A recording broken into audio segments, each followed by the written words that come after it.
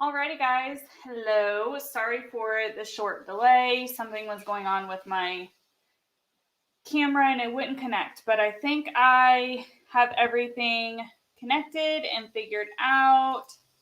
If you guys could just let me know that you guys can see and hear me, that would be helpful. Make sure I'm pulling up the chat.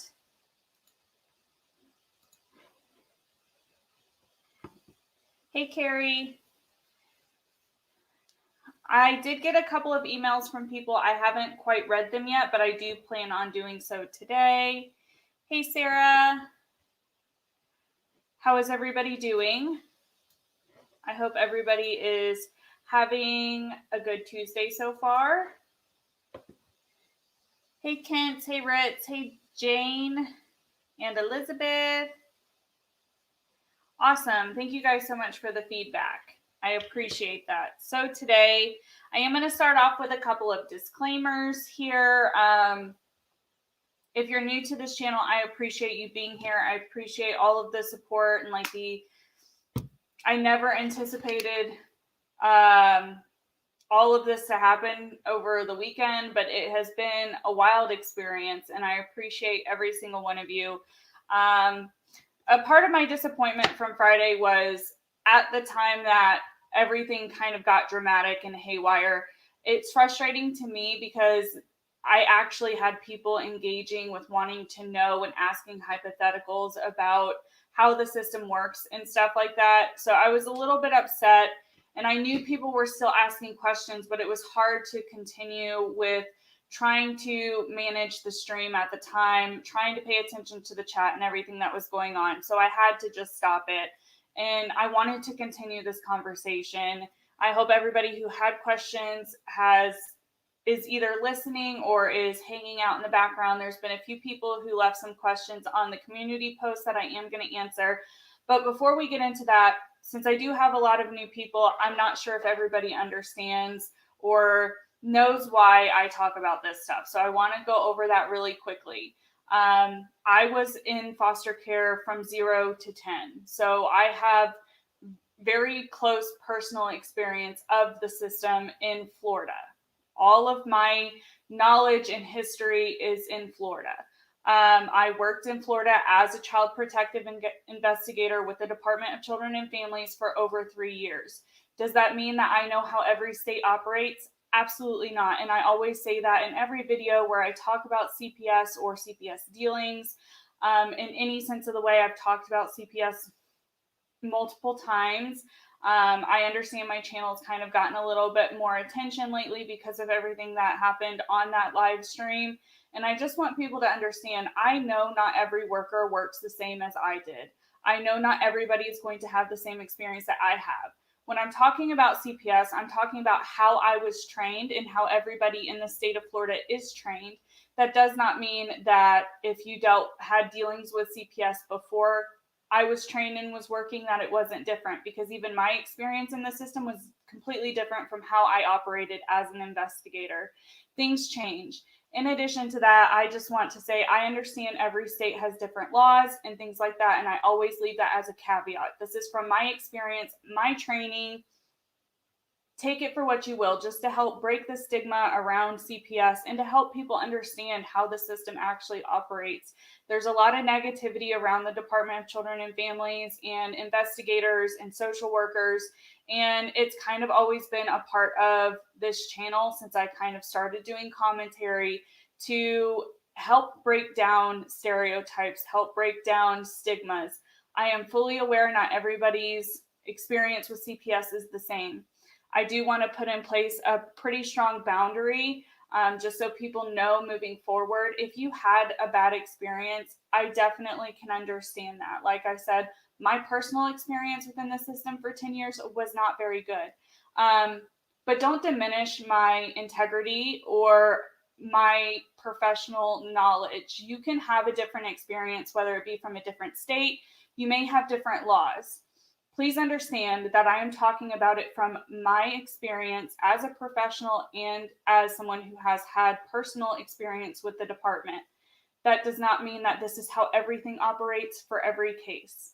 I will not tolerate people questioning me in my professionalism, because I try to remain as professional and as level-headed as I can. So just know that that's a barrier. If your experience is different, if your laws are different, and you want to provide that experience, by all means, I encourage that.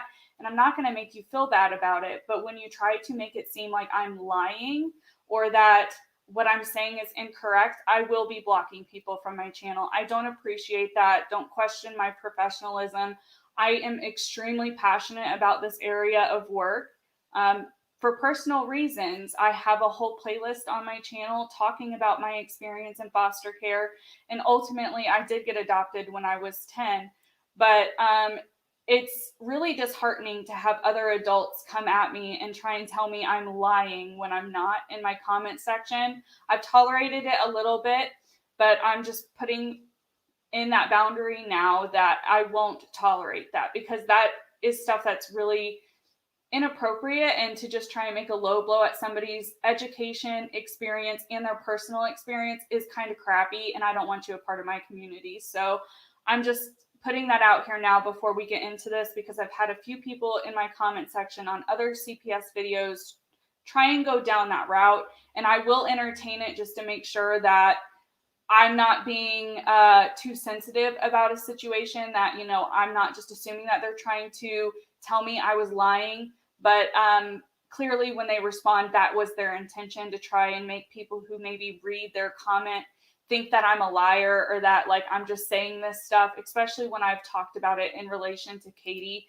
To that, I really just want to say, I implore you to actually listen to what I'm saying, because I'm oftentimes defending Katie. So with that, we're going to go ahead and get on into it. I just needed to put forth a few boundaries for the new people to kind of understand where I'm at, and to just let people know why I'm comfortable talking about this stuff, and why I feel educated enough to have these kind of conversations.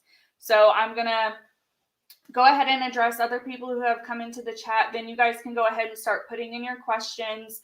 I'm not going to read absolutely everything like I typically do. I don't think that that's going to be 100% feasible. So just if I skip over your question, just please copy and paste it. So if I miss it, you can ask it again. So with all of that being said, I'm going to go ahead and say hello to everybody. Hey, Kelly. Hey, Kazoodles. Hey, GTA. I appreciate your compliment. Hey, Phoenix. I'm not sure. C. Lynn Adams. Hello. You're here from Britt. I appreciate you coming over. Hey, Real. Hey, Froggy. Hey, Christy B. Hey, Sherry Landscaping. Hey, Zents. Hey, Shaylin. Diane, Tina. Asheras. I hope I pronounced that correctly. Hey, Tutu Queen. Hey, Lee's. Hey, dinner's ready. This everyone needs to be questioned has gotten out of hand. I don't mind if people want to question me, but when I am prefacing any kind of video where I'm discussing CPS or something serious, where I am really trying to just help inform and educate and break down the stigmas, it gets kind of disheartening that I sit here and I say, I have a degree. I worked this for 3.5 years. Not only that, I have personal experience, like traumatic personal experience. I'm not talking about this just to talk about it. And Katie is not the only person I have talked about CPS with. I've talked about CPS in regards to the Long family. I've talked about CPS in regards to Gabriel Fernandez, which ended up being a fatality. And I have more cases to talk about when it comes to CPS and actually their failures of children in the system that have ended up in fatalities. I've had plenty of stories being sent to me, and I'm in the process of going through all of those and starting to work on those. So I can't help but get a little bit upset and a little defensive that people are just assuming that I'm talking about it because it's Katie. Yeah, I've criticized Katie before. My criticism of her really isn't that harsh. Watch some of these other channels. That's harsh. I'm not really being very harsh. I'm being realistic. And I understand some people don't want her to be talked about. I mean, then she shouldn't be engaging in problematic behavior. And I wouldn't have been able to ever even make these videos if she didn't put it out to her audience and brag about it. So that's all I want to talk about, Katie. We're going to get on into the topic of CPS. So any questions, go ahead and start leaving them in. Sarah has asked, are social workers typically provided personal resources for the trauma they deal with, such as therapy or counseling for them personally? Most, I would say yes and no. Like, it is available, but it's not something that's like, because you get health insurance, and even if you work on a county level, because there's different, this is where things get confusing and hard to explain.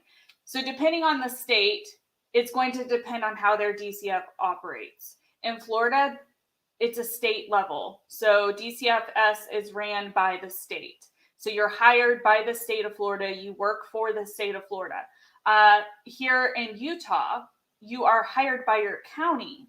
And yes, there is a state level, but it's even broken up further here into like counties. So I'm well aware that different areas, different states and all of that, their CPS does operate differently. So yes, most of the time, even if you're at a county level, if you're a county employee, it comes with some kind of, these types of jobs typically come with benefits. Like, you have the opportunity to have medical, dental, and all of that. So with that comes the ability to get help. During my career, I'm trying to be careful about how I talk about this. During my career, unfortunately, there was a coworker within the state of Florida that took his own life. And when that happened, they offered on-site grievance counselors, but for like daily work, there's not counselors readily available. I hope that answers your question.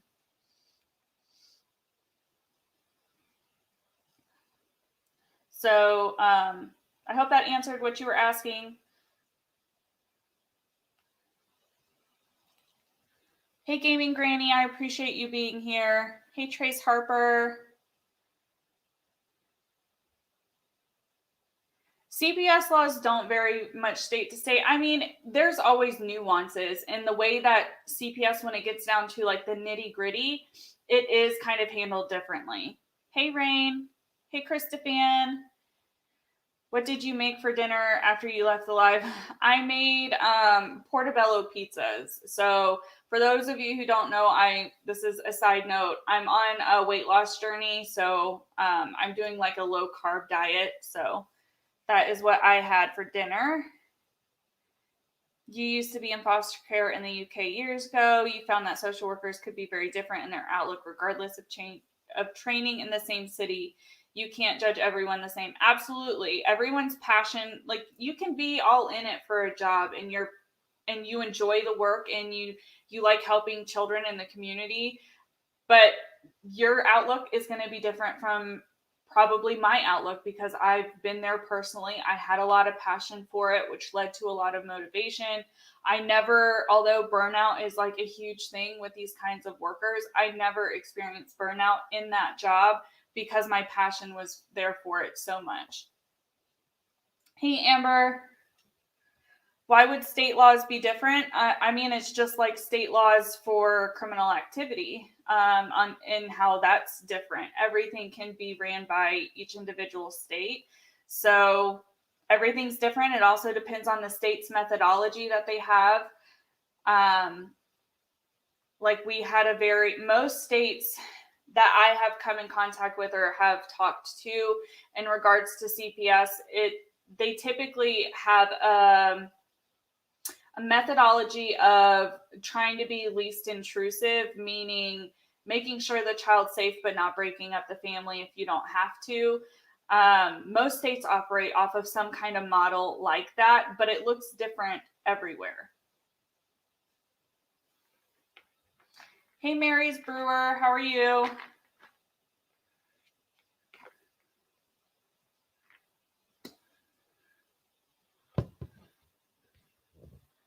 No worries, Tracy. I appreciate you being here. Hey, Jean. Hey, Susie. All right. So does anyone else have any questions? There were some questions left on the community post that I made, so I will reference those in the meantime.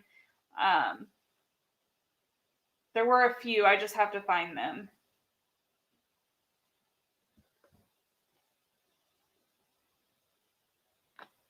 What is a pretrial conference? I'm not sure what that may be in other states.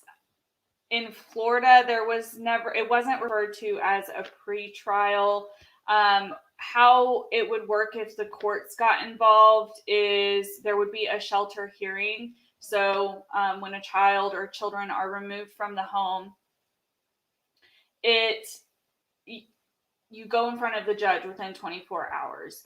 The caseworker, and the parents or the parent go in front of the judge. The judge reads the shelter hearing, which is what the attorneys of DCFS will write up from the investigation that the investigator has worked, and the information that they have gathered onto why they believe the child is unsafe. So it goes in front of the judge within 24 hours. The judge reviews it. The judge will find if there is probable cause. And most of the time it was held up. Were there instances where the judge didn't agree and say, no, you have to return the children back? Yes, there were. So if the judge withheld it, the children stayed in whatever placement DCFS had put them in, whether that had been a relative or a foster home. And then from there, the family, once the judge upholds that, the family is immediately referred to ongoing services in Florida, where I was at. And the family would start working with their ongoing case manager with the community-based work.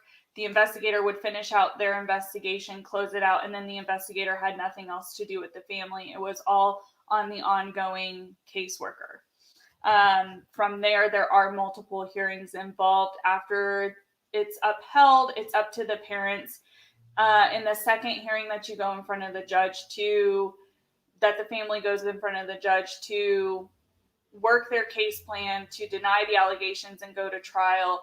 Or there's like a middle ground where kind of like null contendere when you're talking about criminal offenses, where they're not admitting to the allegations, but they are willing to work. So it's like a neutral point for the parents, where they're not going on record and saying, yes, I did this to my child, but they're acknowledging that they need help and are willing to work with the ongoing services to get reunified with their children.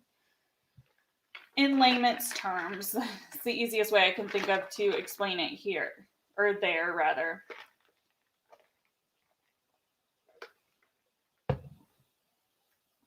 I don't know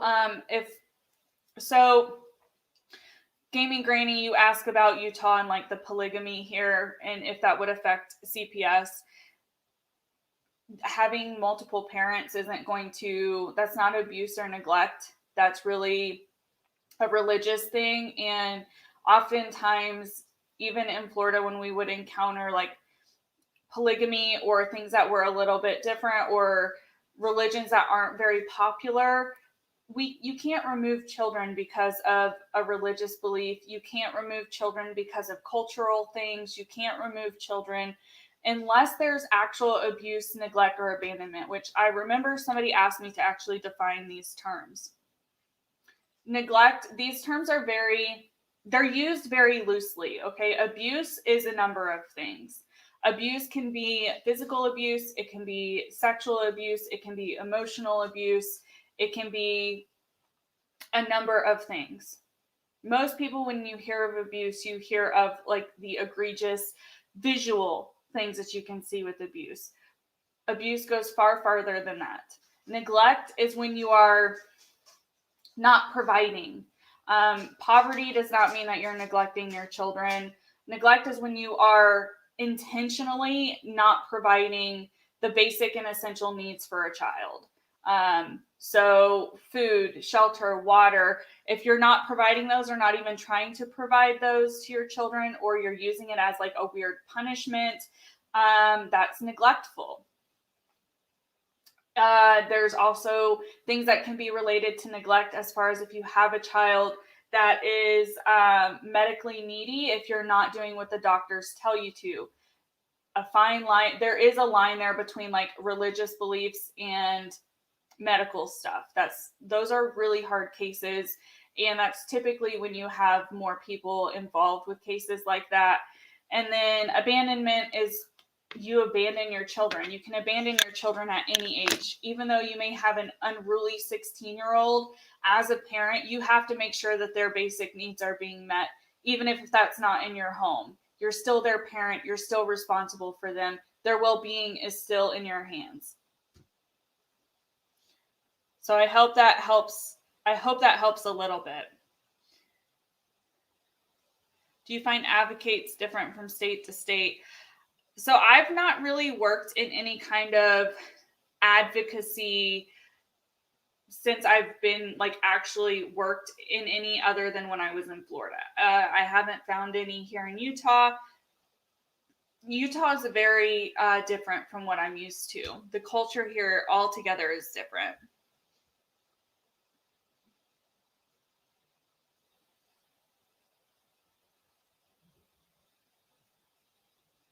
You have seen videos saying that agencies get more funds the more kids that they take into care. That's maybe previously. My pay never went up.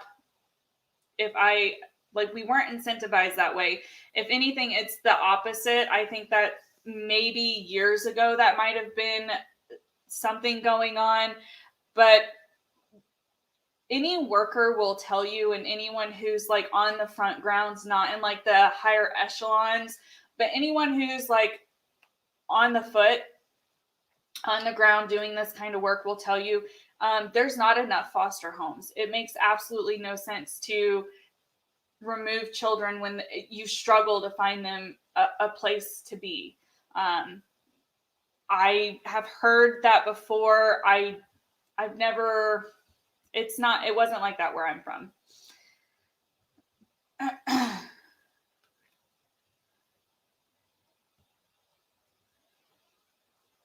Can a messy house be considered neglected? Depends what messy is to you.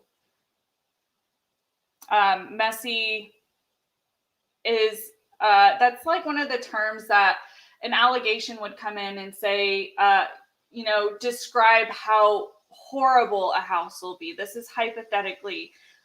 So you get an allegation saying that there's dog feces all over the house, that there's no walkways, the parents are hoarders, and you talk to the victim and the children first. So you go and you start talking to the children, and one of their answers, let's say in this hypothetical, the allegations are true, right? So you go and talk to the children, and that's a descriptive word a child is likely to use. Our house is messy. Because what I would ask is, what does your house look like?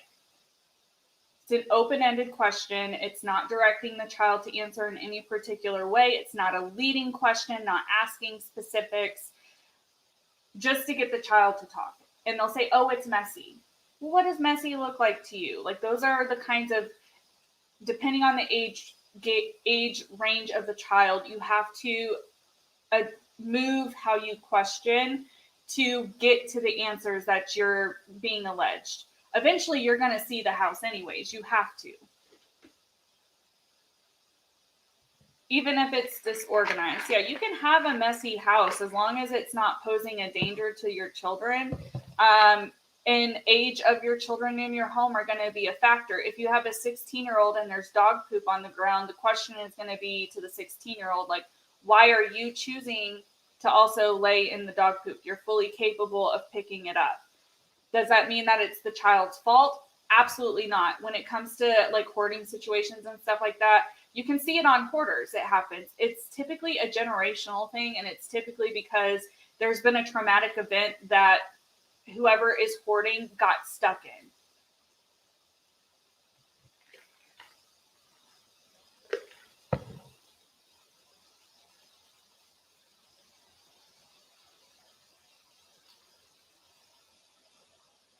Yeah, it's hard to hear the details of cases.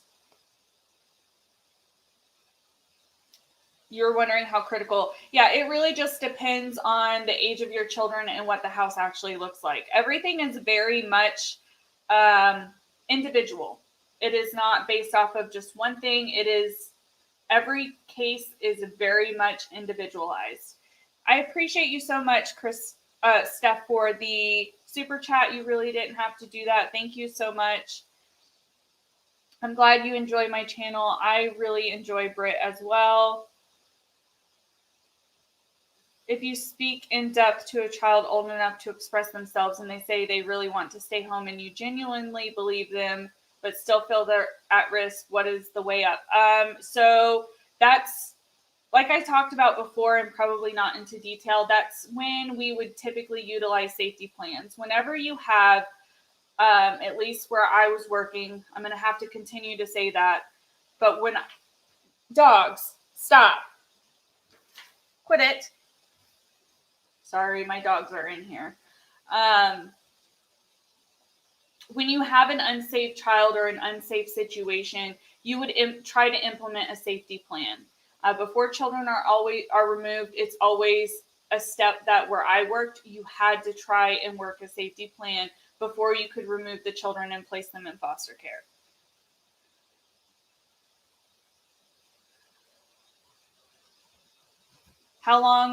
As long as I worked there, how often did the laws or state rules change? They really didn't change at all. The only thing that changed were the expectations that the county director of my county had on us. So like there were state laws as far as like how many cases you could have open, how many days your case could stay open. Of course, there are reasons why those things can go beyond what statute said, but the statutes pretty much stayed the same, like the major statutes. But in order to keep all of the workers in a good, healthy mindset, we would have different expectations. County by county would have different expectations by their program director.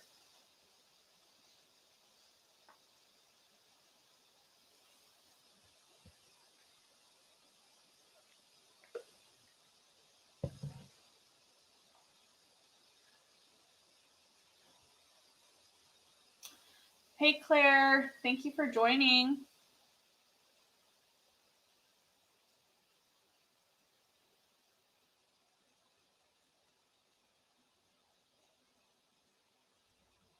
You've seen more kids kept in terrible homes than removed. I mean, it really does come to a touchy point when you're talking about safety plans, because safety plans are what most states require before a removal out of the home, which really depends on the family, and it really depends on the worker working that case ongoing. For example, in the Gabriel Fernandez case, although they didn't verify the findings, when there was an active investigation, they did say that he was high risk and sent that family on to ongoing services. The problem ended up being that that worker did not do her job and did not go out to that house and actually make contact with that child or that family to ensure that the issues that were found were being rectified and worked on. And look at what happened in that case. It's very much in that case, yes, I definitely have said, if you haven't seen my coverage on that, the social workers involved with that all dropped the ball. Law enforcement involved in that case all dropped the ball. I really think that that little boy's life could have been saved.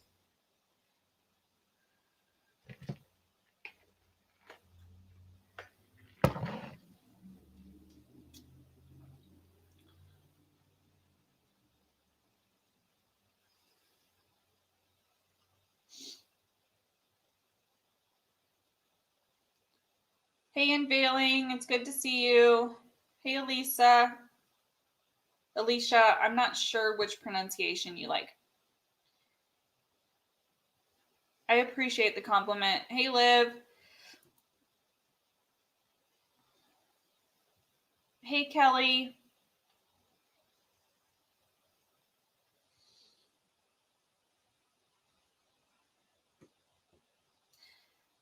How many chances do the parents have before the children are adopted? I mean, that's it. I can't even give you a straight answer for that because there is no limit. If a parent, so say a child is removed from parents and they refuse to work a safety plan, or a safety plan cannot be worked, so the children are either put with a relative or into foster care. And the judge upholds the concern and say that the children need to remain out of the home until the parents work with the ongoing case management. Say that they work with ongoing case management, they get reunified with the children, they revert back to poor behavior, another case is called in. I mean, the cycle can continue until it's the judge's decision to say that they're going to terminate parental rights. When a parent has had children removed and their rights been terminated before on other children, in Florida, there's a different process to work when they have another child that is in a similar or worse situation, where they kind of skip over some of the formalities in court and they go straight to trying to remove the parental rights. There has to be very solid history there for that to even work. And you have to have your attorneys agreeing to want to do that, because those cases are a little bit harder to bring in front of the judge. The judge is far more critical of those kinds of cases because they don't want to not give parents an opportunity to be parents and to rectify their behavior. But when it's been ongoing for like a decade and it happened, like it's been ongoing throughout that entire time, and maybe they haven't had a kid in a while, or they had one under the radar, and then concern is brought up and you go out and there's nothing ever changed and it's still really, really concerning, the judge will typically support, based off of your information, to go that route, but it is harder. Hey, Michelle.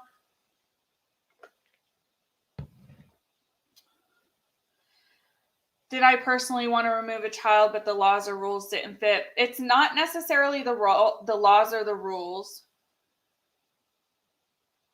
There were times where I knew that children were not in the best situation and where I wanted to remove them. There was one case where I really had, I couldn't tell you how many hours I put into the case because there were two children in the home and both were unsafe. And one I could clearly articulate without any issues on why that child didn't need to be in the home.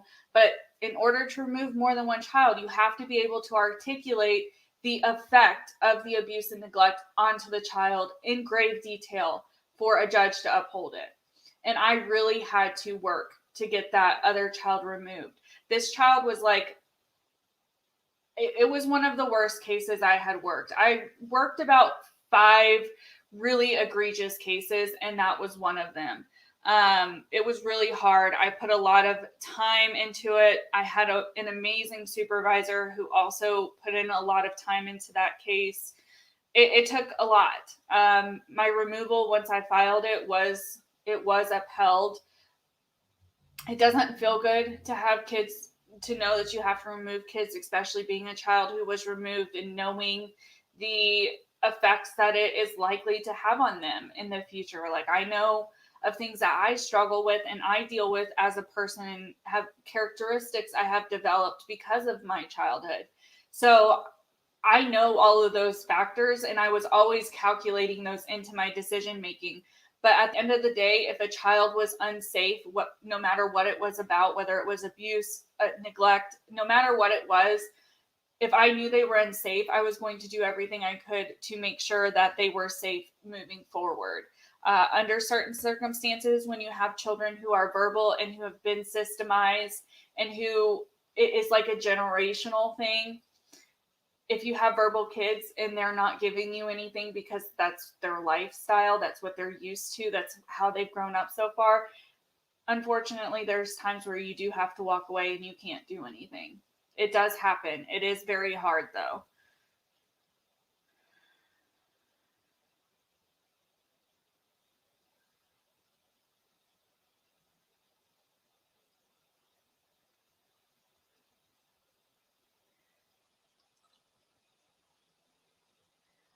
Honestly, and in answering why does CPS fail so often, I probably can't answer that question because I'm aware that the system fails. I'm aware that there's corruption. I'm aware of all of that. I really am, but I'm biased to answering that because personally, when I worked, like my work, I didn't feel that I failed anyone.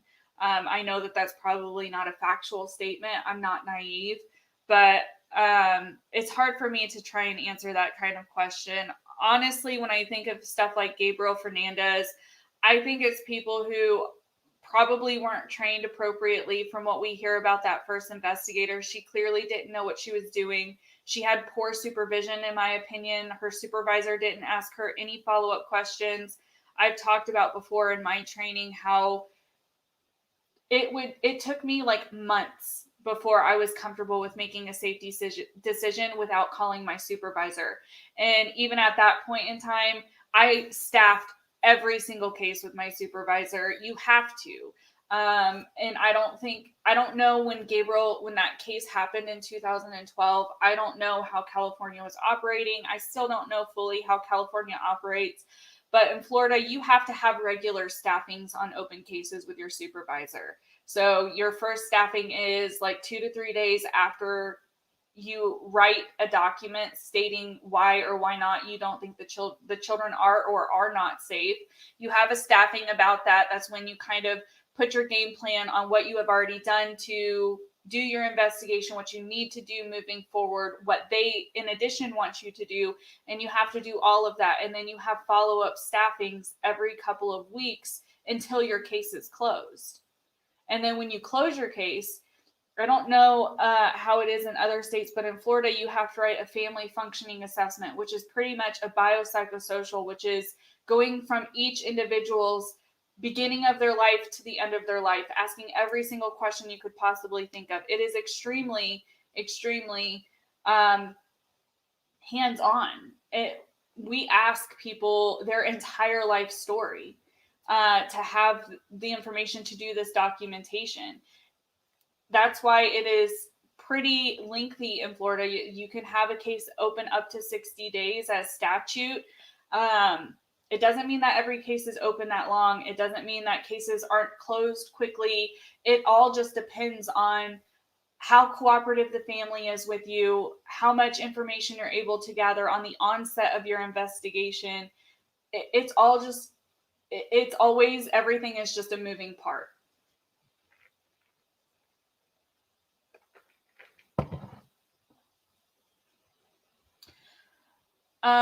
Jean, so anytime there's a concern for abuse or neglect of any kind, you should always call it into your hotline.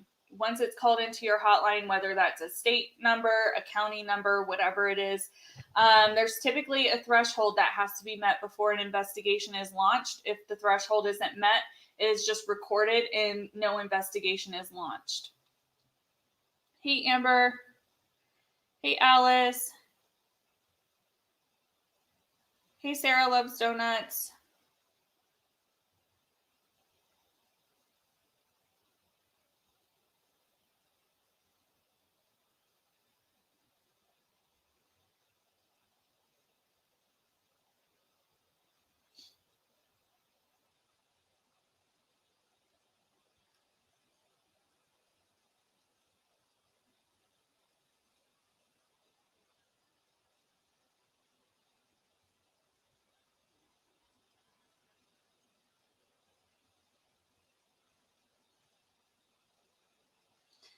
Phoenix, I would have to know more about the situation. And I don't mean for you to give out your personal information and what you're going through, but that's just such a broad statement that I honestly couldn't tell you yes or no. I'm not trying to not answer your question, but it's literally one I can't answer. Hey, Susan. Hey, Ashley. Do you think it's harder on children who are taken from the home, who know they should be taken but aren't? I mean, honestly, there's going to be residual effects on children who remain in homes that are being abused and neglected just like there's going to be trauma on children who were abused and neglected and removed. The trauma is going to be very different. It's going to need to be treated differently. But personally, from my experience, children are going to, no matter whether they stay in an abusive or neglectful situation, there's going to be negative effects. And if they're removed, there's going to be negative effects. It all depends on age and development at that point.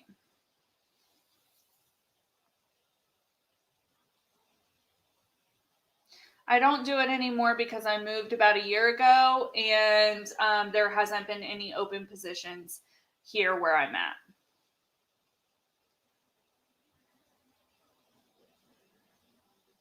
Amber, I don't see your question. If you want to retype it, I apologize.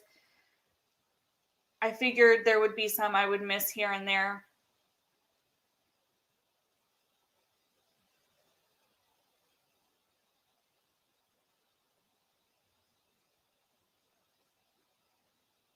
Yeah, Liv, I'm not oblivious to the fact, and I don't think anyone in the system is totally oblivious to the fact that there can be high caseloads. It really depends on how the county manages that. For where I was at, if you reached a certain number of cases, I mean, it's kind of shitty. You were kind of reprimanded, but you were also then given time, like where you weren't receiving new cases, to close out old cases, or cases that you were ready to close out, but you just hadn't found the time to type it up. Unfortunately, that happens sometimes where the investigation and like the work has been put, everything has been gathered, the documentation just needs to be completed. And writing a family functioning assessment is not easy, and it takes at least an hour and a half minimum to write a full assessment. I know when I was leaving, they were looking at changing when those would be required and when they wouldn't be required. But while I was there, you had to write one for almost every single case. There was criteria where you wouldn't have to write the full thing. I don't know if that was implemented. I'm not working anymore in that sector, but it does happen where people get overwhelmed, and really that boils down to how, like I said, how the county operates. If they don't limit how many cases you have, if they're not making you touch your cases every so often, and that's going to boil down to like a policy issue. I'm somebody that when I have a job, I'm very by the book. I follow all the policies the way that they're supposed to be followed. And if you still have a case open for a certain amount of days, you're supposed to continually go back out and follow up with the family while your case is open. So, and that's really up to your supervisors in all threshold levels to make sure that that is happening. And if they're not, then it's kind of not only a failure on the worker, but it's a failure on supervision for not making sure that the employees are doing what they're supposed to.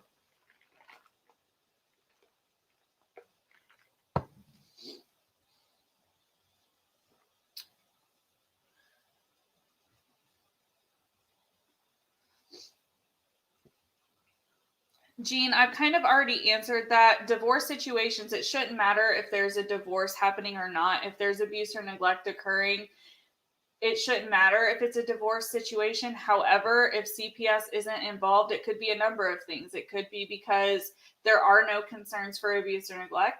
If there are concerns and there's calls being made in and there's not an investigation launched, it could be because it doesn't rise to a threshold for a case to be launched. I mean, those are the general answers I can think of for that. Just because parents go through a divorce also doesn't mean that the children weren't being cared for.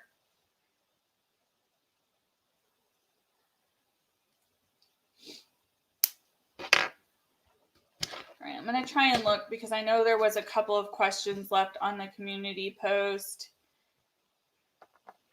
Hey, Scarlett. I know this was brought up a couple of times, people wanting to know how safety plans work when it's a domestic violence situation. safety plans are all, it's like investigations. They're all going to be super individualized. It really depends on the dynamic that's going on. However, in a domestic violence situation, typically there is one party, whether it's a parent, a girlfriend, a boyfriend, there is one party who is a perpetrator. And when an investigation is brought up, that doesn't mean necessarily that the survivor is abusing or neglecting their child. Does that mean that the perpetrator is? Depending on what the perpetrator is allowing the child to have access to and to see, there could be neglect happening. If you are this is probably going to be triggering if you've ever had any domestic violence situations or you're familiar with any of those. So I'm just going to put a trigger warning, because in order to explain this, I kind of have to provide hypotheticals and scenarios. So say domestic violence really falls more under neglect and under emotional abuse, is when you have a perpetrator who is hurting their significant other. If they are doing it in front of the children and allowing the children to see that, or even trying to utilize that as a teaching mechanism to the children, that is a freaking problem. That should not happen. That definitely is a concern, especially if that perpetrator is being under the influence of anything and the behaviors are more severe. Then absolutely something needs to be done. But that does not mean that the parent who is falling as a survivor in this situation has not done what they can to try and prevent their children or try to shelter their children from what they are experiencing. DCF, it ends up being very hard because states typically, more like judges, honestly, typically don't like to shelter from one parent. It does happen. They're very hard to work. Safety plans are typically utilized in those kinds of domestic violence situations where you have to approach both parents, and they have to be willing is the key word, and able to work the safety plan. Meaning, if you have a perpetrator, they have to agree to no longer be in the home, or they have to agree to allow the surviving parent and the children to go live elsewhere and not have contact until the judge allows them to have contact. Most perpetrators do not agree to work a safety plan because they're perpetrators of domestic violence. There's a power and a control wheel that they operate off of, and they don't want to not be in control. And being under a safety plan, they are relinquishing control. They typically don't do that. So typically what you have to do is, if it is a significant other in the state of Florida, there is something called a Chapter 39, which can be filed, which will legally remove any significant other that's not a biological parent to the children from having contact with them. If it's a biological parent, you have to go through shelter. You have to shelter from the abusive parent and say the children are safe with the surviving parent. And you're still working a safety plan. It just looks different with that one parent, and the perpetrating parent doesn't have any idea, and their interaction with their children is now limited through the courts, through the shelter. I hope that made sense. Their safety plans can be extremely difficult to explain, especially in shorthand.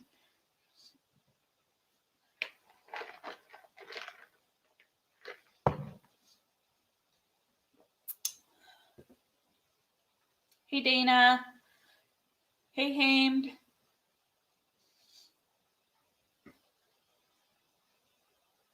No. It's okay, Jean. When it comes to divorce, I don't like talking about divorce in tandem with CPS because people will mistake information as how they want to hear it. And I don't like to bring divorce into it because divorce really has nothing to do with abuse, neglect, or abandonment. But we're all adults here and none of us are naive. And I think we all know people can be manipulative and vindictive of any kind of agency. So I try to not talk about CPS and divorce at the same time because of those things. Hey, Sierra.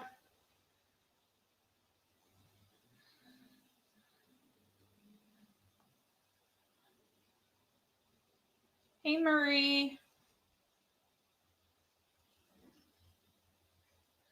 Hey, Donna. Okay, I'm going to see if what other questions there were. You guys can continue to ask questions, and I'm going to see what other questions are over here.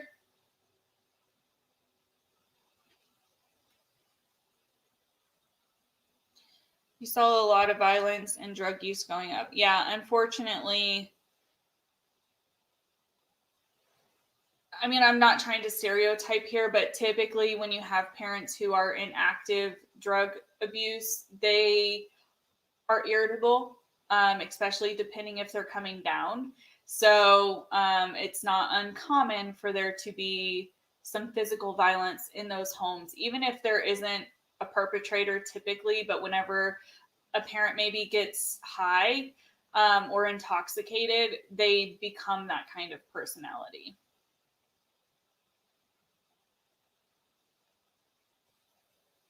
Yeah, Joyce. And that's kind of what I'm talking about when it depends on verbal children. She kind of discloses that she saw a lot of violence and drug abuse, but when the school questioned her, she denied it so she wouldn't be taken away. She was at an age where she knew what would happen if she disclosed it. You know, that happens when you have children of a certain age. And as workers, typically we know, you know, when we have like teenagers and only teenagers in a house, and you have a parent who has nothing but criminal charges with drug abuse, recent ones and previous ones, you know something is going on. I mean, and teenagers are intuitive, whether they are actively using in front of their children or not.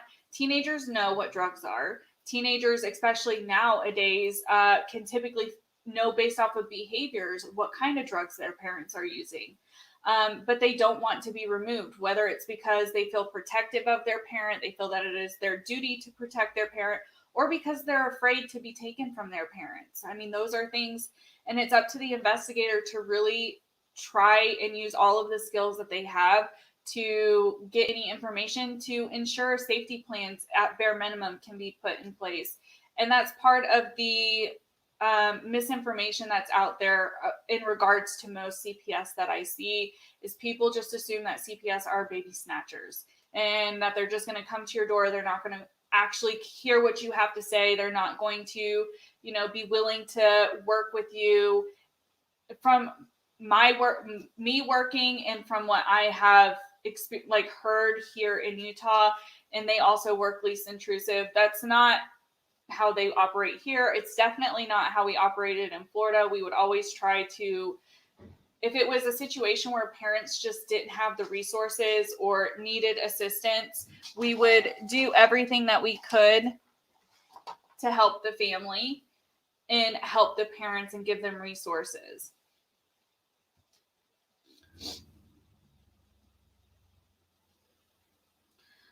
Christopher, you have too many questions.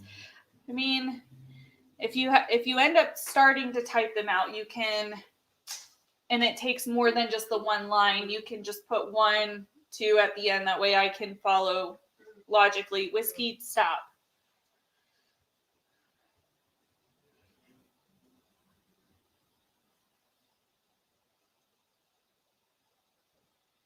Sierra asks what my opinion is of family channels. I'm not a fan of family channels. Not all family channels.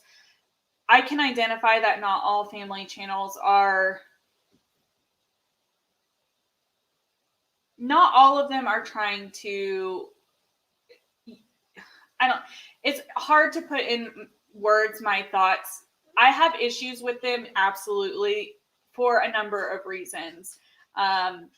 I may just make a video kind of going over that, because I've had a couple of people question me. I think it's a problem. I think YouTube needs to put in stricter guidelines to children being online.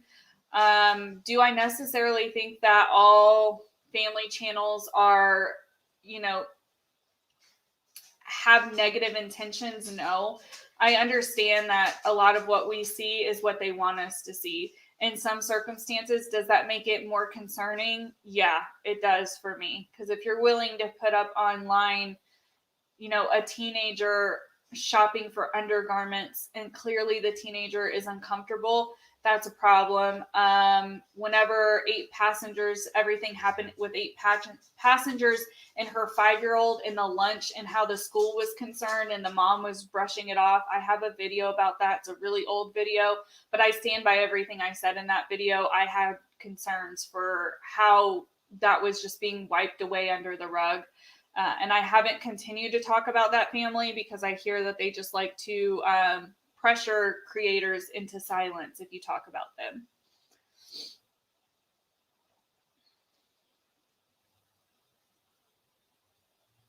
You were 16 and your girlfriend told the school. Yeah, that kind of stuff does happen when teenagers will express some of the things that they're experiencing to a friend or to an adult that they trust, and they have concerns because the situation is concerning, and they let the agencies like DCFS know, and then oftentimes it can end up harder for the child who was just trying to find an outlet.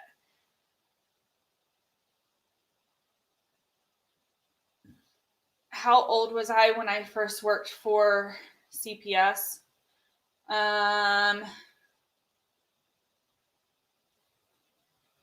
20, 25?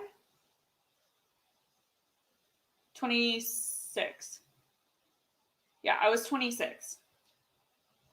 I got my bachelor's very late.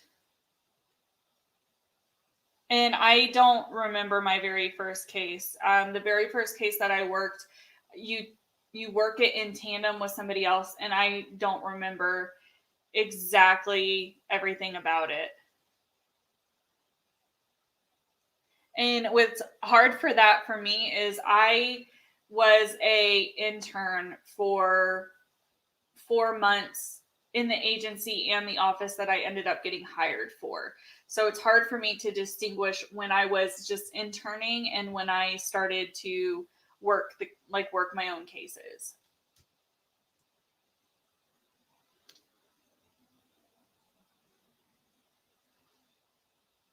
Can you explain how long does it take to go from unsupervised visits to return to the home?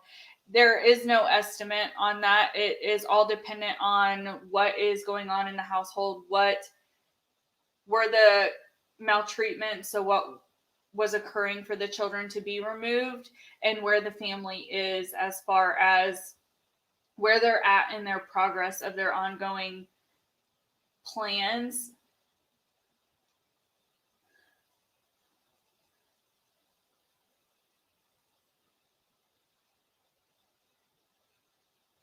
Why did Gabriel's caseworker drop the ball? So the main issue with the caseworker for me was I talked about it in those videos. Almost every state has DCF has medical professionals that are not a part of DCF, but they partner with DCF. They are typically ran by the health department, or they're physicians. They're trained physicians in abuse and neglect of children. They also have forensic interviewers to ask questions that aren't open. They ask questions the way that a detective would ask questions that are age appropriate and appropriate for children to use in court. Those are called CACs, Child Advocacy Centers. In the documentary of Gabriel Fernandez on Netflix, that existed, and it's multiple people state how the bruising and everything qualified for him to have gone to that center. And the worker did not send him. The supervisor did not catch that he didn't go. So he had all of these documented. This caseworker documented all of these bruising in weird places on his body in different stages of healing with really no explanation. And even some of the explanations that Gabriel gave the caseworker that he got shot weren't alarming enough for her to tell her supervisor, this is what's going on. And this is what he said. Because if I had seen, anytime I had a child with multiple bruising in different stages of healing, it wasn't even a question on whether or not they went to our CAC. They had to go to the CAC and be seen by medical professionals. And then from there, the case continued to get worked.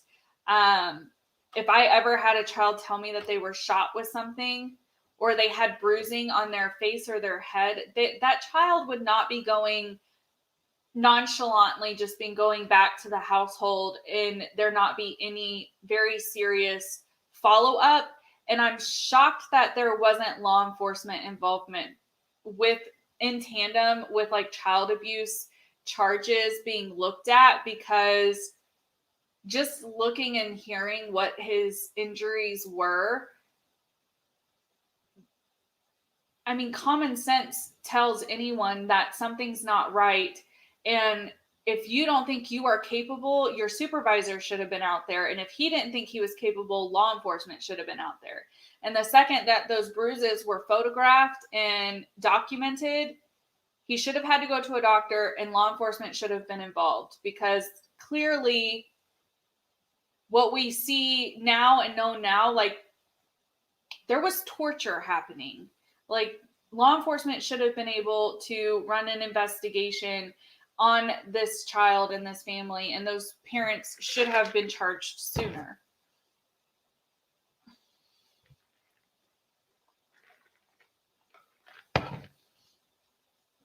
Yes, Jane, I have seen Dad Challenge podcast and his other snark channel. I support a lot of his message. Some of his snarkiness I think is kind of unnecessary, but it doesn't bother me at all. I just don't watch those videos. But I support Josh. I like Josh. He's helped me with equipment in the past. I have heard little bits and pieces of the Orrin and Orson West case, but I haven't actually looked into it. Hey, just Britt.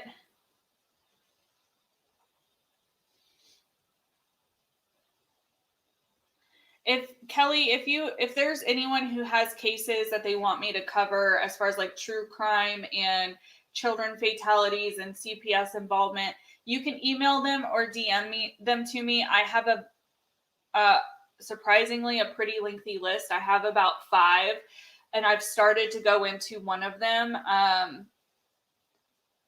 I'm just learning how to schedule myself better. So I should start getting those to come out. I'm probably going to hold myself to doing one of those a month for right now. So hopefully you guys will get one in April, and then it'll be done monthly after that.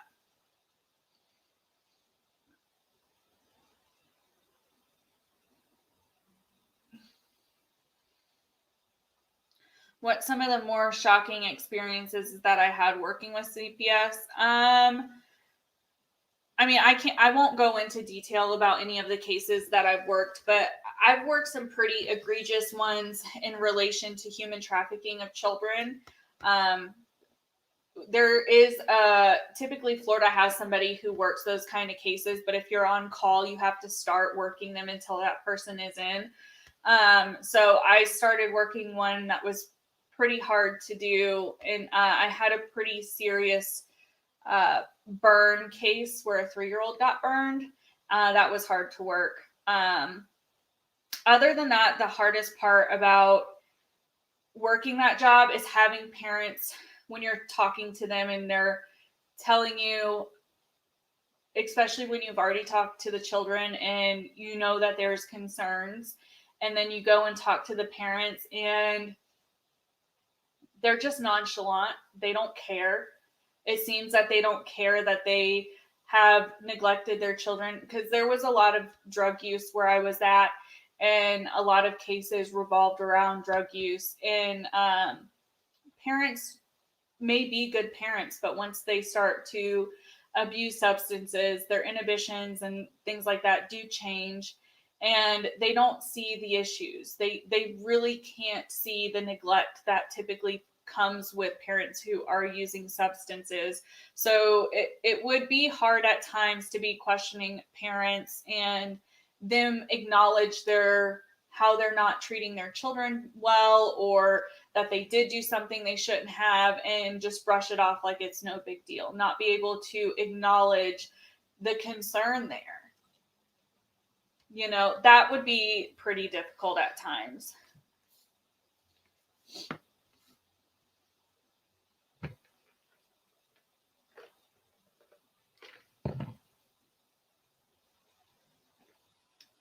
Sometimes it takes sometimes why does it take 10 calls before anything can be done? It really depends. I know I'm saying that a lot, but everything is circumstantial. You can have a family who has multiple calls come in and there be legitimate concerns, but the children are verbal, and and all the children are not providing any kind of disclosure or any concerns.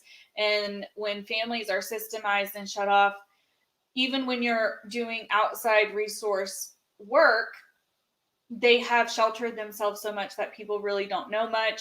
And there may be, like, you get this feeling from people that there is something off, but they just don't know. Sometimes it takes more time than it should to gather all of the information. Sometimes you have to have that pattern to be able to enact any kind of change.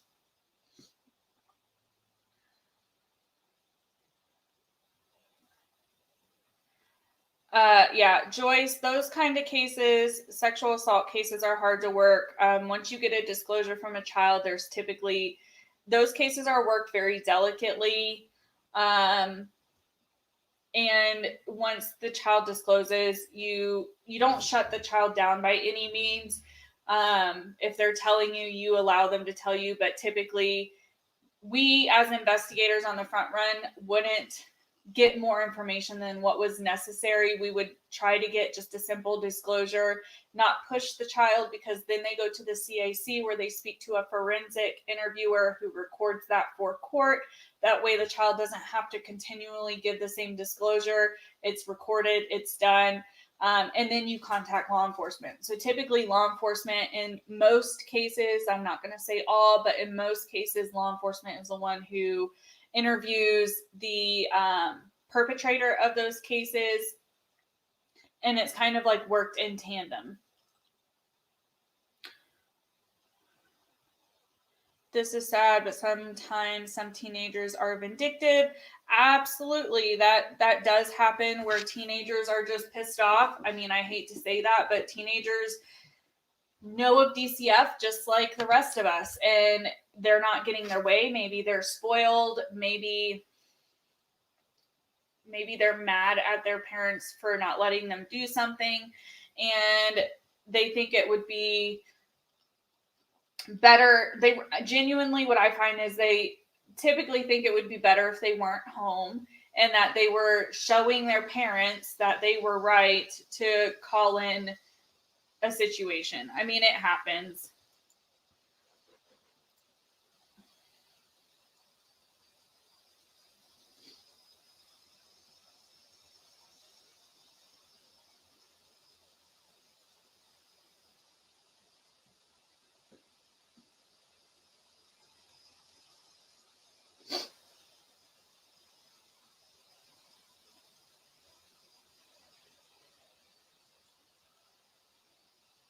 Yeah, the Gabriel case is a really hard case to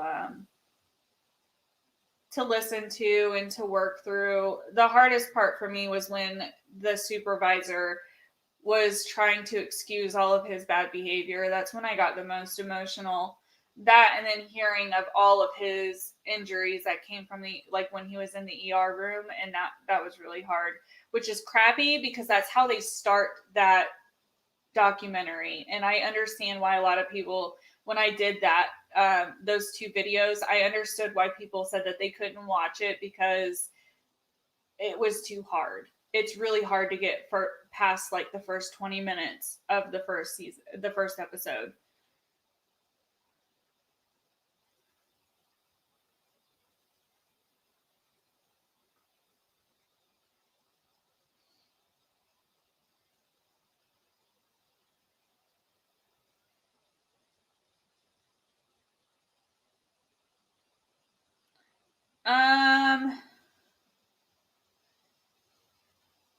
Alice, is it uncommon for children not to know something is abuse? Yeah, depending on the age, absolutely. Depending on how sheltered you are, depending on how, if you are being abused, it depends on how your abuser is talking to you. So it does happen. Typically, children who don't know that they're being mistreated, unless they have been systemized and coached, they're likely just to tell you everything. They're likely just to spill the beans when you ask particular questions. They haven't been coached or systemized to not give information, and they tell you everything. It may take some time, but you typically can get it.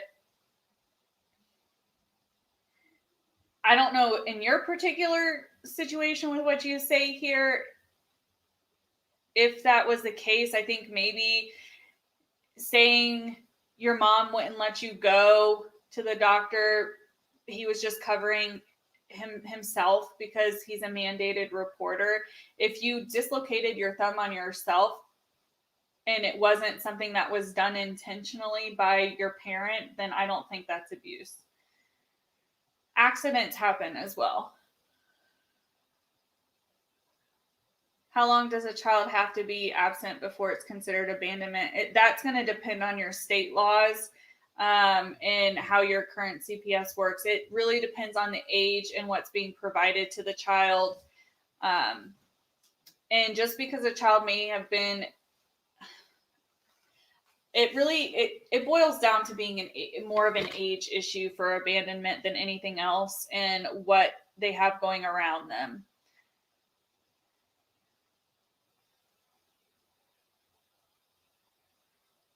Have I ever heard of the case of Serenity Dennard? No, I haven't.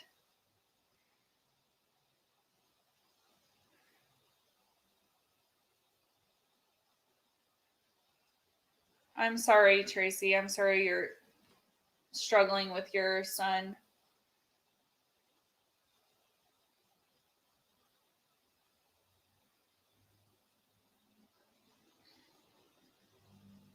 There's been a couple of cases that have stuck with me.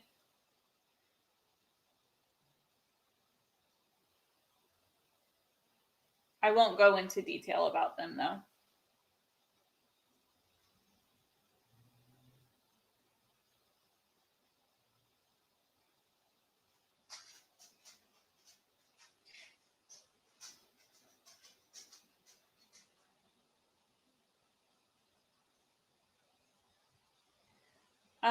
Dana, yes. I mean, if a parent's mental health is starting to negatively impact their parenting or their children, or their children's needs are going unmet because of the mental health and that it's not being treated, then I would say agencies should be involved.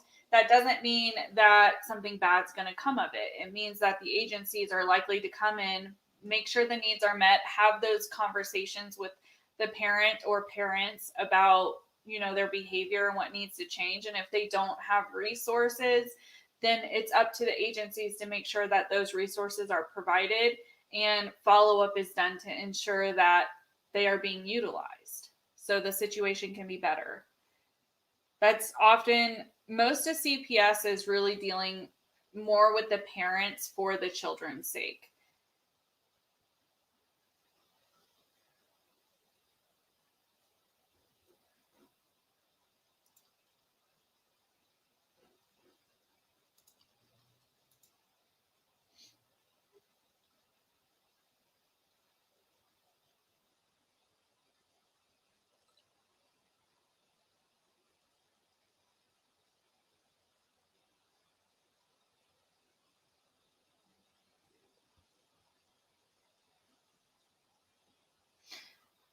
Yeah, Joyce, if you're interested in me looking into anything, or anyone in the chat, if you're interested in me looking into stuff and like covering it, that's kind of going to be some of the content that I continue to put out more.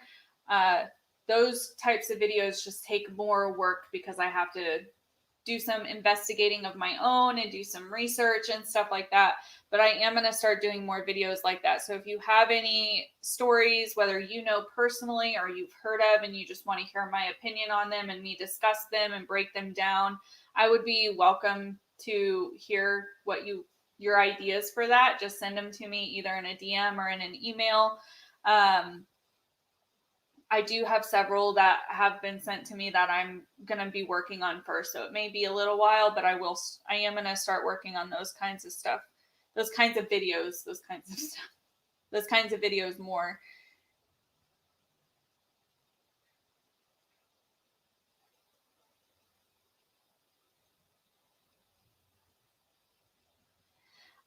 I don't know what my opinion is of that, Jane.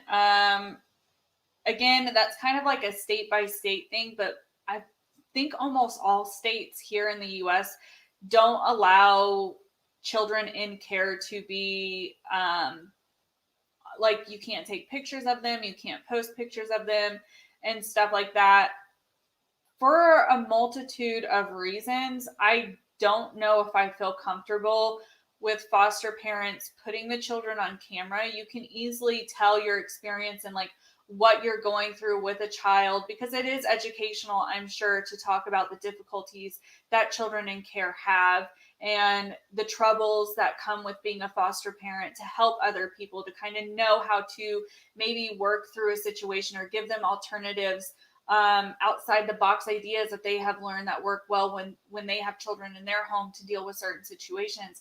I definitely think channels like that should exist. I just don't see the reason for the children to be filmed for that, especially since they can't be seen and they're blurred.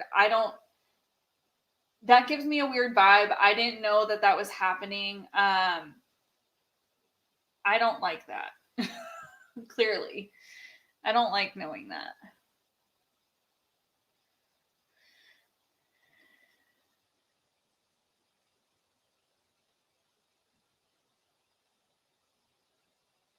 No. Can you make parents go to alcohol or drug treatment in order to keep their kids?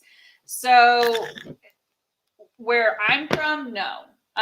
You can get, what happens when a child is removed, the parents are gone over to ongoing case management, and that's typically followed through with the courts, and they come up with a plan.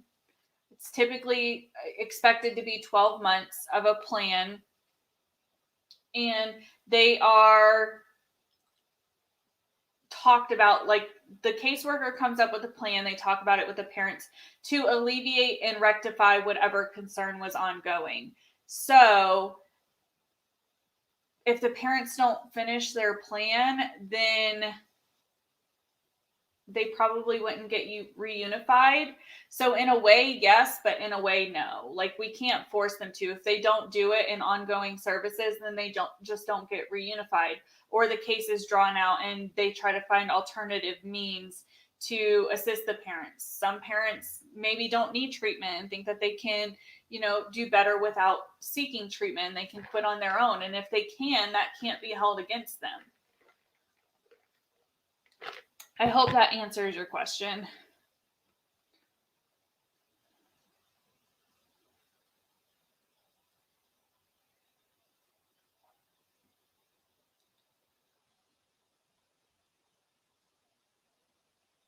Is it possible for an adoption to go through with only one bio parent signature, or both parents required to sign papers? I think that differs from state to state. With my personal story, turns out the gentleman who signed his parental rights to me away when I was 10 wasn't even my biological dad. Do I think that was moronic of him? Absolutely. There was a potential I was his child, but I end up not being. I don't know who my biological dad is, but he did sign papers. That's more there's more laws in place now to, if there's not a dad, then and the mother is refusing or doesn't know who the dad is, cases can move on. That's not a reason to keep a child in the system. 20 years ago, it was, because that was a lot of why I remained in the system for as long as I did, along with a couple of other things. But states and agencies are, especially with CPS, is always really trying to be better.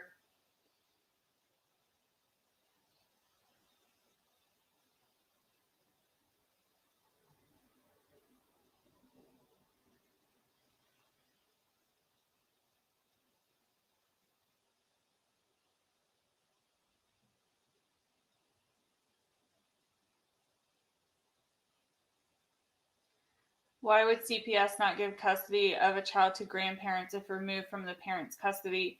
That really just depends. Some states have laws in place where grandparents have rights to their grandchildren.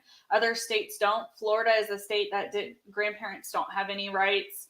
And they could potentially be placed with the grandparents. But when a child is removed to be placed in anybody's home, whether it is a family member or a non-family member and it's a friend, they have to go through a lot of work to, and it can be done within a day or two, but they have to go through a lot of questioning. We have to make sure, like, their backgrounds have to be pulled. We have to make sure that financially it's not going to be a huge burden on them, that they have the appropriate space, or that they're able to get the appropriate space for the children. Like, the children are the concern. So we can't just assume that because you're family or friends that you may not have some of the same issues. We have to ensure as an agency that wherever the children are placed is a safe environment, and doesn't have some of the same concerns. So that, I hope that answers your question. What is CPS's stance on spanking? Again, I think that falls under a state thing, depending on what their corporal punishment laws are. In Florida, you're allowed to spank. What crosses a line is if you're leaving marks or bruises. You shouldn't be spanking your child so hard that you're leaving a mark or a bruise. If you're using an instrument like a spoon or a belt, I mean, you have to be mindful that using an object is going to have more impact. Again, you shouldn't be leaving marks or bruises on your kids when you're spanking them. So that really is the line, is going to be if you're leaving marks and bruises, you're using a little bit too much force. Does that necessarily mean you're abusing your child? Not always. That's when all of the information about how you punish your children, what's typical punishment, are there multiple bruises and multiple stages of healing, things like that.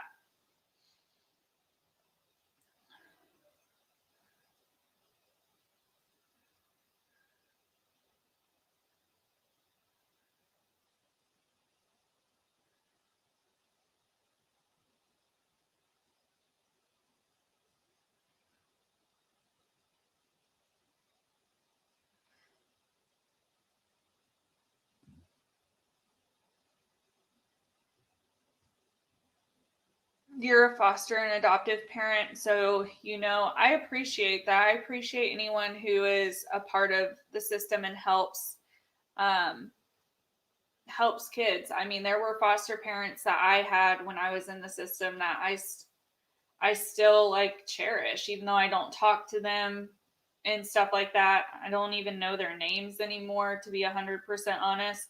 But there are certain homes that I was a part of that I really felt like family to them. A few of them ended up breaking my heart, but that happens, unfortunately, at times.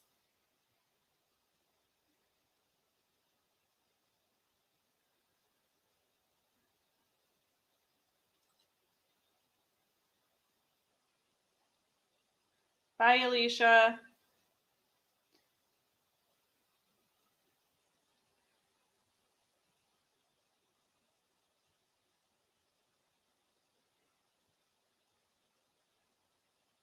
You were still living there at the time.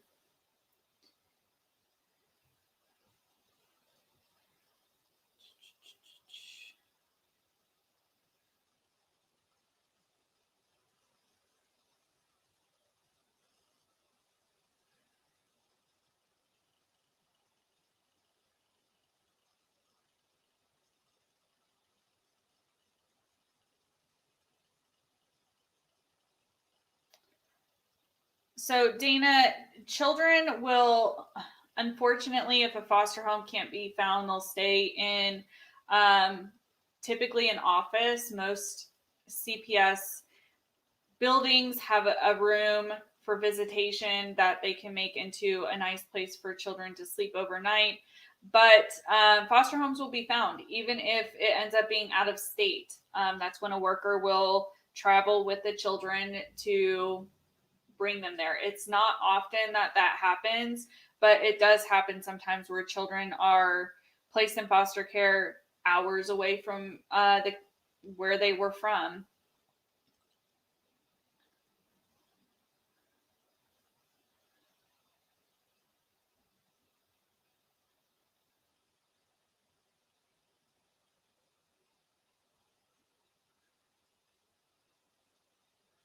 Thanks for being here, Michelle.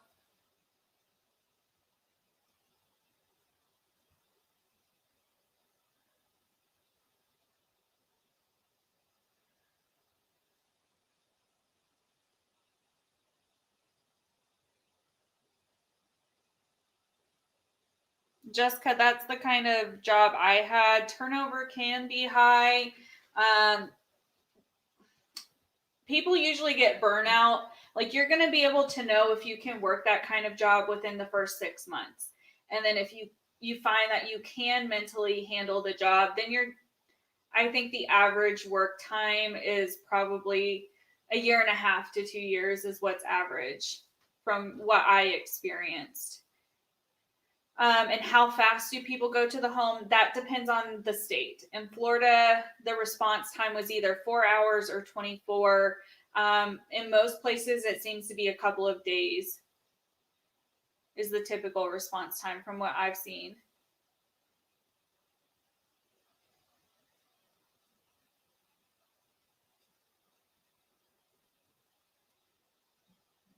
How many hours of training? The training is months long. The training I did was 2.5 months. And it teaches you everything that you would need to know. It teaches you about laws, about how to interview, best practice, policies, statutes, all of that stuff.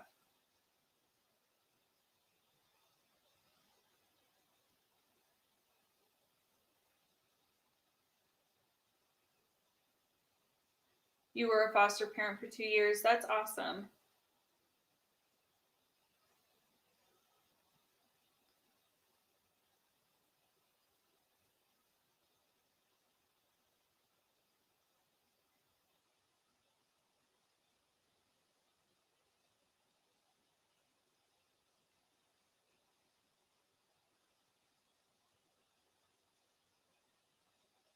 Yeah, everybody has different parenting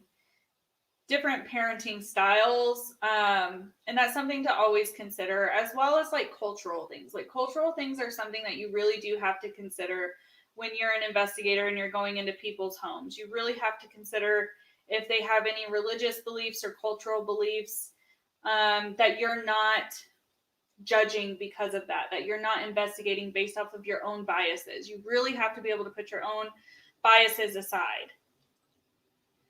If a custodial parent has a TRO against the other, but allows the other parent to break the order for visitation and an injury occurs to the child, would the state remove the children? I mean, an investigation should be launched if it's not, because they're already breaking a court order. So that right there is a huge red flag. And then the injury would depend, of course, on what the injury was. Was it an inflicted injury? If so, how was the injury inflicted? Where was it at? How old are the children? I hope that answered your question. It's okay, Tina. Don't feel bad if you had to step out.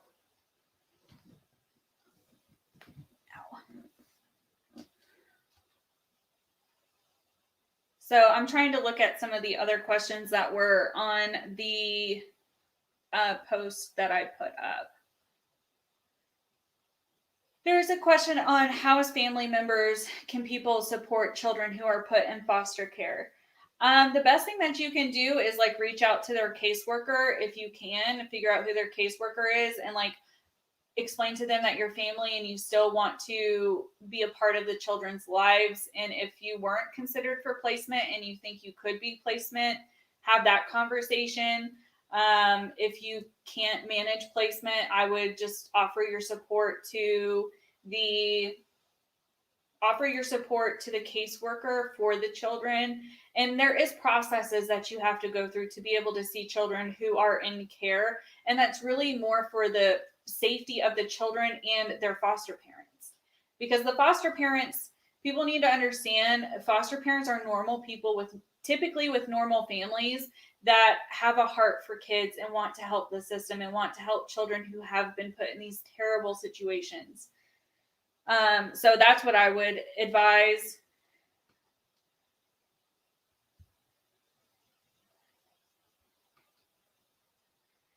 I think those were the few questions here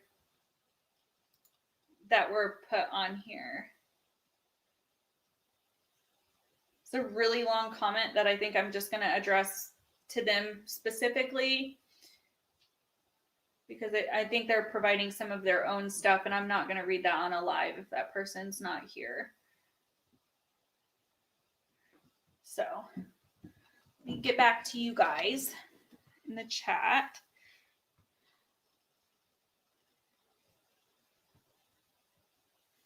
So you're wondering if that very high demand position because of huge term, no, they will not fill it with just anybody. You have to have a particular kind of background to, now do you have to have a social work degree? No. Some of my coworkers had degrees in like criminal justice and a few in like human resources, but you have to have a bachelor's. You have to have a 4-year degree. At least in Florida, you had to have a 4-year degree. They prefer people with criminal justice or social work backgrounds. But you don't have to have that kind of education. You do have to have a 4-year degree though.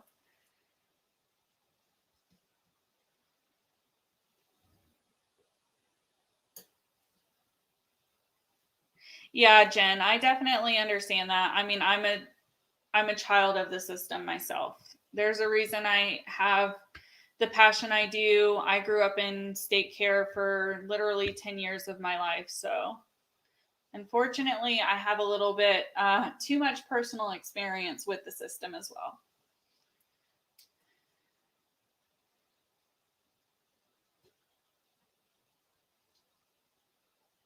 Can single people with no kids foster? Yes.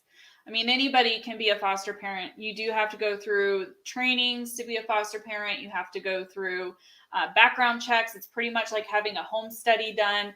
Home studies are extremely extensive documents. It's kind of like a biopsychosocial. Again, you're going to have to disclose anything and everything about yourself. If there's anything or about your background or your history within recent times, you likely may get denied.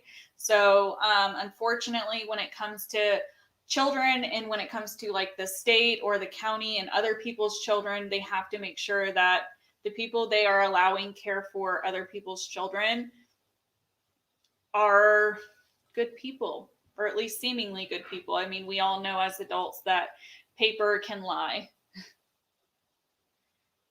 Hey, movies and TV shows.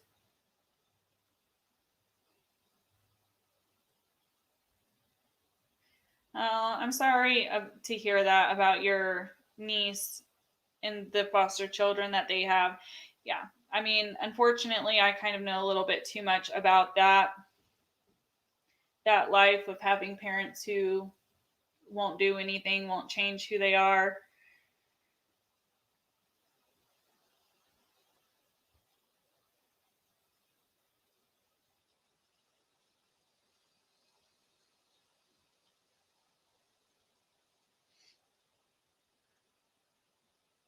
Yeah, for anyone who's interested, because I've mentioned it a few times here, I started my channel because I wanted to tell my story and I wanted it to be kind of like a soundboard for other whether it be people who have been adopted, people who are adults, or people who are still like teenagers or kids who are still in the system who may come across those videos. That's why I go through my story. They're old. They're my first videos I ever filmed, so the filming quality is kind of crappy. You can tell I'm nervous.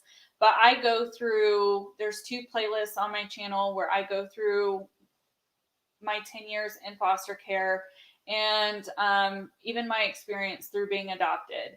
I do plan on making shorter versions of those soon.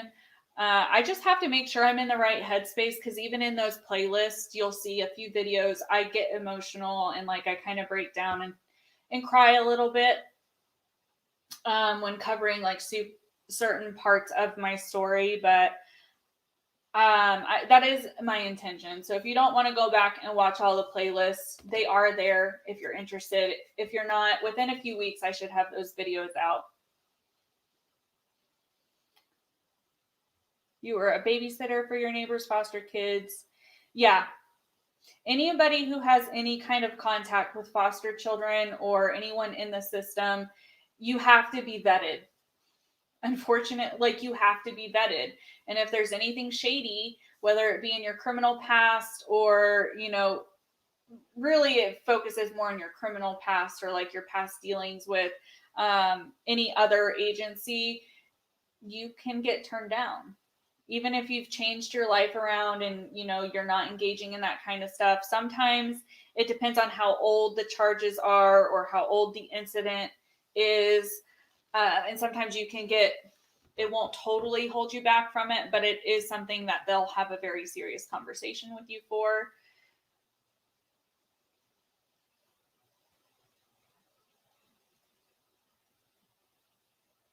Yeah. Being approved to adopt is not a very easy process.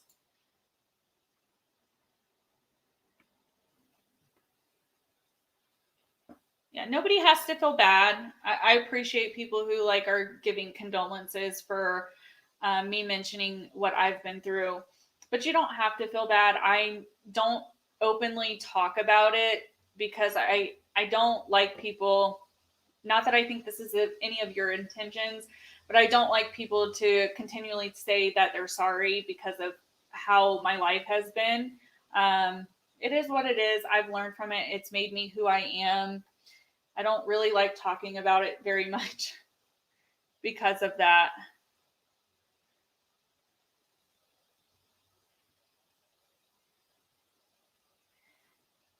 What are signs of abuse? It really just depends on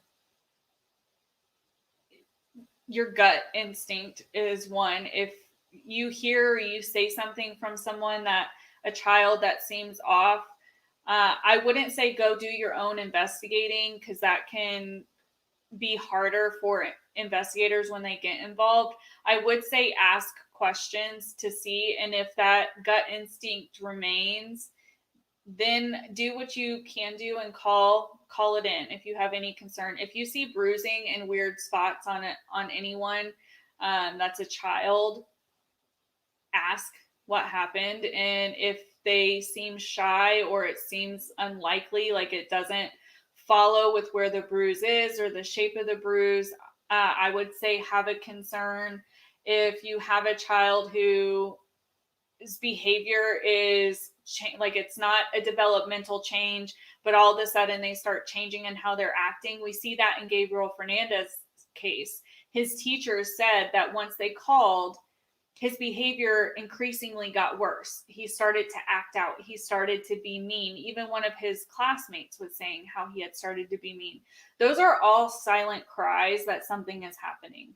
Does it always mean that something's happening when a child goes through a phase and maybe starts acting out? No, but it's something to pay attention to.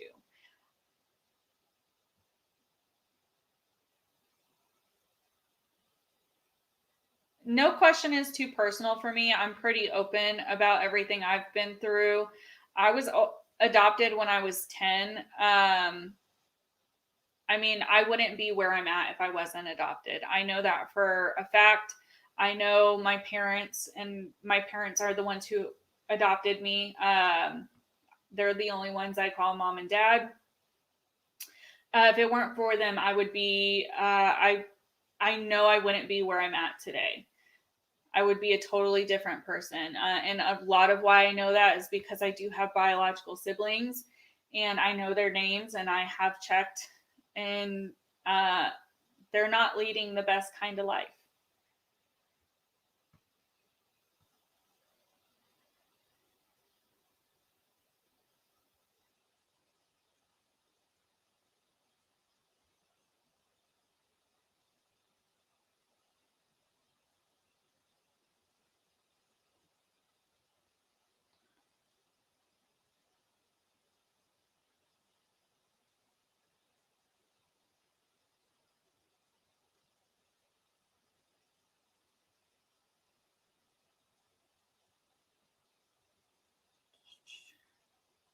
Anyone who fosters or works. Oh, yeah.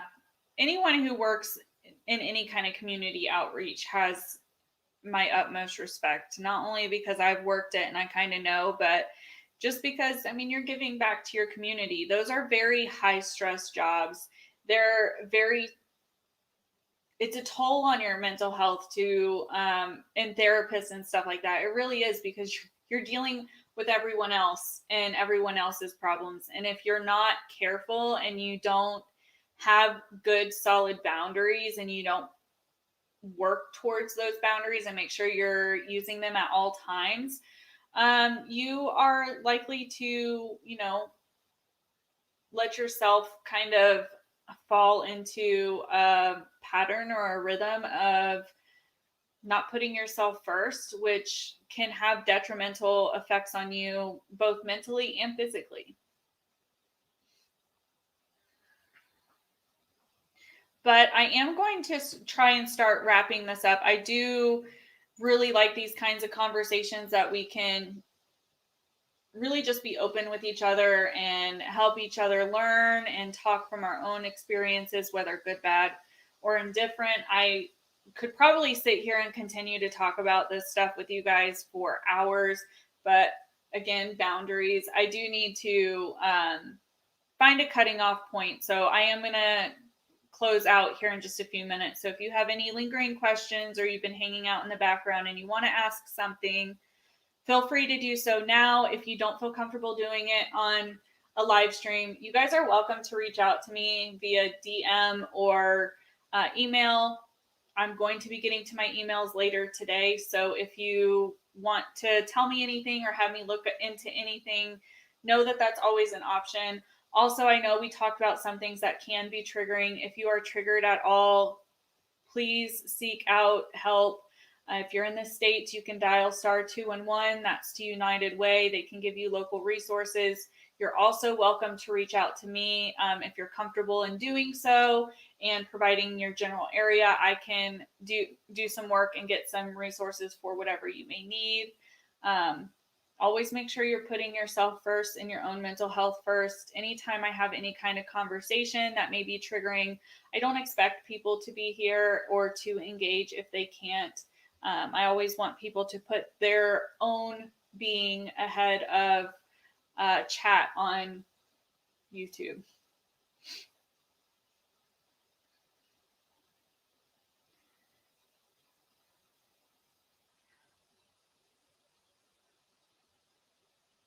I'm glad some of you guys have learned some stuff and got some answers, some questions to some answers. Like I said at the beginning, I'm just going to close it up with this. Keep in mind, this is all from my experience, both as a professional and personally. It doesn't mean that everything that I experience and how I worked my cases is how everybody will work their cases or how each state operates. Please bear that in mind. You always have the ability to Google things for your state or your county if you're interested in particular things. But just know that, I'm not coming with any ill intent. And if, as I said at the beginning, I'm going to go ahead and reinforce the boundary here. If anybody makes it this far in the replay who maybe has joined, I don't mind people sharing their experiences. If anything, I encourage that. But please do not question what I am saying and what I have done, because I speak from the heart. I speak from my own experience, both from when I was in the system and from when I've worked in the system. If I have any comments that are questioning my integrity and how I'm talking about these things, I will block you from my channel. And I don't mean to use that as a way for people to maybe feel scared. I use that as a way so maybe people understand that that is a boundary of mine. You don't have to share your experience and try to make it seem like I'm lying because your experience was different. It's called mutual respect. I will have it for everybody. I just hope that you guys give it back in return. And if it's not given back in return, I will hide you from my channel. So just know that there is that caveat there. There are strict boundaries on this channel to be respectful of everybody. So with all of that being said, I hope you guys all have a good rest of your day. I look forward to having some more open discussions and topics like this. If there's any that you have that you think I may know about, feel free to send them to me, whether it's on a comment of this video or again, privately. But with all of that being said, I am going to go ahead and hop off of here. So I'll see you guys next time. Bye, guys.